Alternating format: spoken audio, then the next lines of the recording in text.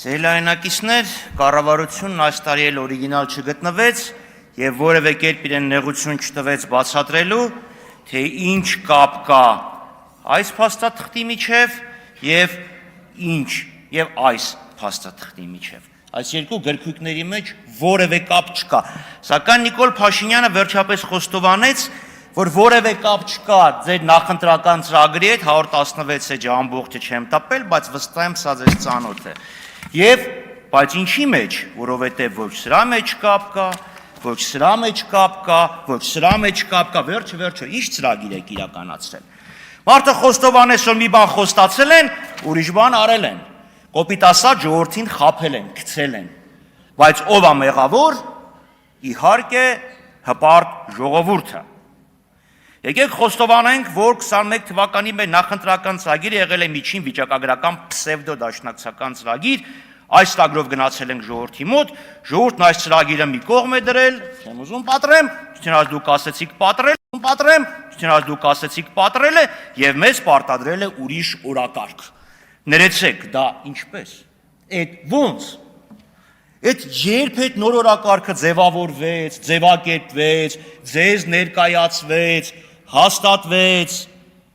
մեկը մյուսի հետ ոչ մի կապ չունի։ Սիրելիներ, Նիկոլ Փաշինյանն ու իր թիմը ձեզ բազում խոստումներ են տալիս, ինչպես տվել են 5 տարի առաջ։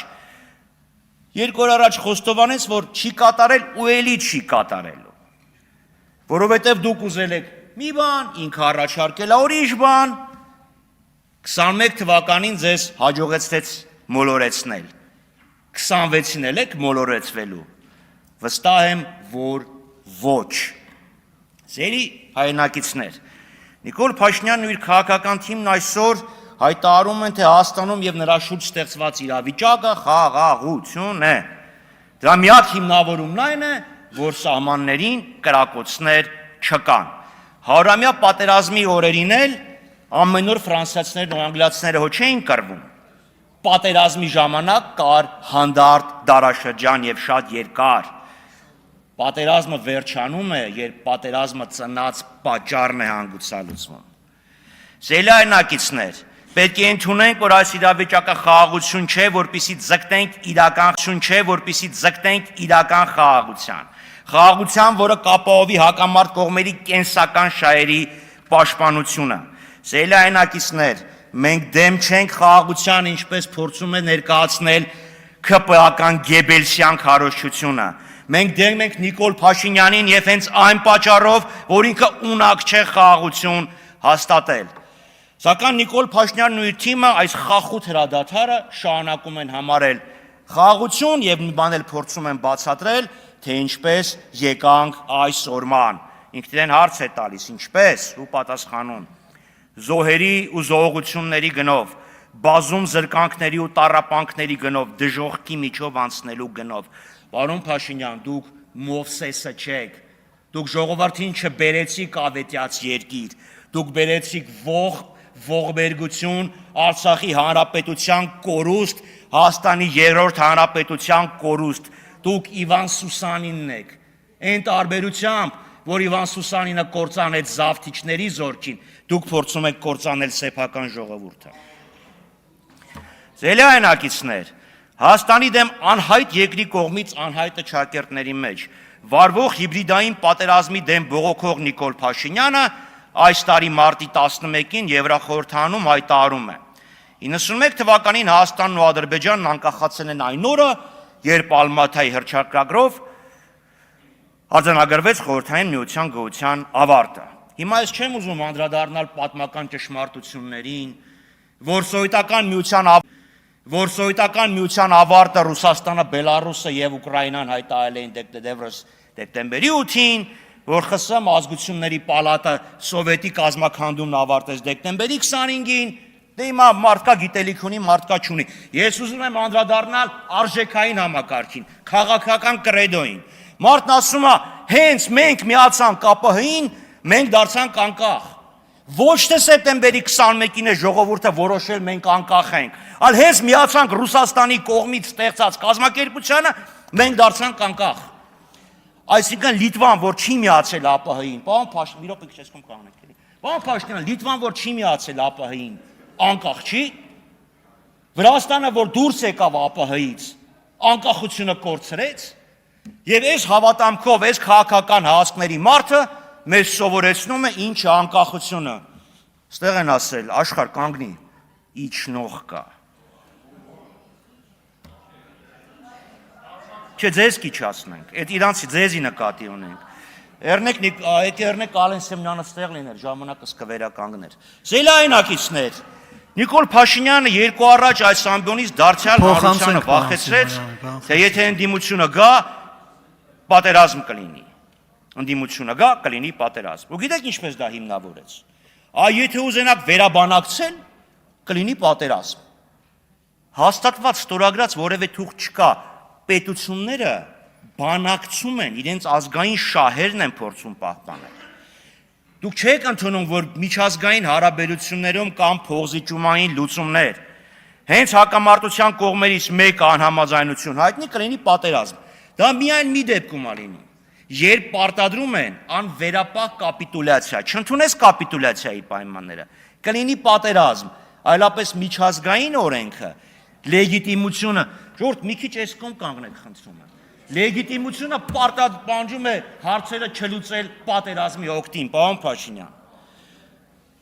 Կապիտուլյացիան է, որ դրանից բացառություն է։ Նոր պատերազմի սպառնալիքը Նիկոլ Փաշինյանը ընտրություններում որպես հաղթաթուղթ է օգտագործելու։ Ես չլինեմ, չլինի Հայաստանը։ Ճիշտ նույն մոտեցումն է, ինչպես ես չլինեմ վարչապետ, Հայաստանը վարչապետ չի ունենա։ Ես չլինեմ վարչապետ, Ադրբեջանը պատերազմ կսկսի։ Ու զարմանում եմ, որ ասում ենք Նիկոլ Փաշինյանը Ալիևի սրտի վարչապետն է։ Զելայնակիցներ, իր ելույթում Նիկոլ Փաշինյանը նշեց, թե թրիփ նախագծի իրագործումը Հայաստանին վերջնականապես դուրս կբերի 34-ամյա շրջափակումից։ Ինչպես օգոստոս 9-ից սկսած եմ ասել, հիմա էլ եմ ասում, այդ թրիփի ռելսերը ոսկուցել լինեն, Հայաստանի շրջափակումը չի ճեղք։ Քարտեզին նայեք։ Դա համար պետք է բացվեն Երասք-Սադարակ, Իջևան Ղազախ, Գյումրի կարճ ճանապարհները, որոնք փակ են եւ Ադրբեջանը որևէ ցանկություն մինչ այժմ չի հայտնում։ Ադրբեջանը փաստորեն ստացել են Միջանցքի խոստում, մեզ տալիս են որպես փոխադարձ առավելություն սահմանափակ տրանզիտ։ Եվ Նիկոլ Փաշինյանը սա հրաշալի է հասկանում եւ դրա համար ուրճացնում է Ադրբեջանից գնված եւ Վրաստանով Հայաստան ներմուծված մի բաժակ բենզինի նշանակությունը։ Ավելին, նա պնդում է, որ Ադրբեջանի հետ հարաբերությունները ոչ միայն արտաքին ճակատի վրա են խաղաղություն բերել, այլև ներսում են մեր կյանքը դրախտի վերածել կամ դարձնում են, օգնում են լուծել տարիներով կուտակված, բայց լուծում չստացած խնդիրները։ Իբրև ադրբեջանական նավթամթերքի ներկրումը ի վերջո այն գործոնն էր, որի արդյունքում իշխանություններն ավարտեցին նավթամթերքի շուկամ մենաշնորհի կազմաքանդման օպերացիան։ Նույն ընկերությունները, նույն մասնաբաժինը, նույն ծավալը համարյա ինչ մոնոպոլիա, ինչ մենաշնորհ։ Ասում է Հորմուզի նեղուցը փակվեց, բայց եթե այտեսեք մենք ուրեմն այնքան բենզին ենք բերել, որ դա մեր վրա չի ազդել։ Հորմուզի նեղուցը մի ամիս առաջ է փակվել։ Երկրորդ խմբականակը բենզինի ներմուծվել է ըստ մամուլի հունվարի 8-ին 1000 տոննա I92, 1800 I95, 1000 տոննա էլ դիզվառելիք։ Ու այնքան բենզին չէիք բերել, որ կարողանայիք չեզոքացնել Հորմուզի փակումը։ Կրկնում եմ, բենզինը նախորդ տարվա դեկտեմբերին էլ հաշված ընդամենը մի բաժակ է։ Տարեկան մեր պահանջարկը 200,000 տոննա։ Բերել ենք 5000-ից պակաս։ Թե չէ հայ մոնոպոլիա, հայ մաֆիա, հայ մարդ, հայ աշխարհ, հայ հեռախոս, այդ 5%-ը ո՞նց ազդեց մոնոպոլիայի վրա, ո՞նց ազդեց գների վրա, ո՞նց ազդեց մաֆիայի վրա։ Ուրեմն ինչու է Նիկոլ Փաշինյանը ուրճացնում այս խնդիրը։ Պատճառը մեկն է, չեն բացառում, որ վաղը ասեն ադրբեջանցիները օգնեցին հաղթելու հայկական մաֆիային եւ նաեւ միջազգային մաֆիային, Կոզա Նոստրա եւ այլն, հաղթեցինք։ Դե հիմա ադրբեջանցի ոստիկաններն էլ թող գան, որ օգնենք, որ փողոցում այլ մարդիկ իրար չսպանեն։ Երբ թերթը բացում ես, կրակել են, սպանել են, վրաերթա տեղի ունեցել, ադրբեջանցի ոստիկաններն էլ թող գան ստեղ։ Ավելին ասեմ ձեզ, Արդեն հայտարարել են, որ Ադրբեջանն է Հայաստանի անվտանգության երաշխավորը, ումից է երաշխավորում, չեն ասել, բայց որ երաշխավորն ասել են, այնպես որ շատ չզարմանաք, որ վաղը Ադրբեջանի ասկյարներին էլ գան, որ Հայաստանի անվտանգությունը երաշխավորվի։ Ավարտեք։ Այսօր թվում է ոչ իրատեսական, բայց մարդ ես։ Արցախ Հայաստանը եւ վերջից հետո էլ էր շատ Ավարտեք։ Չէ, էլ չկա ժամանակ։ Ես ասում եմ, ավարտում եմ։ Դե ավարտեք։ 10 թվականին մոլորեցեցի, 21-ին մոլորեցեցիք, 26-ին էլ չի ստացվելու։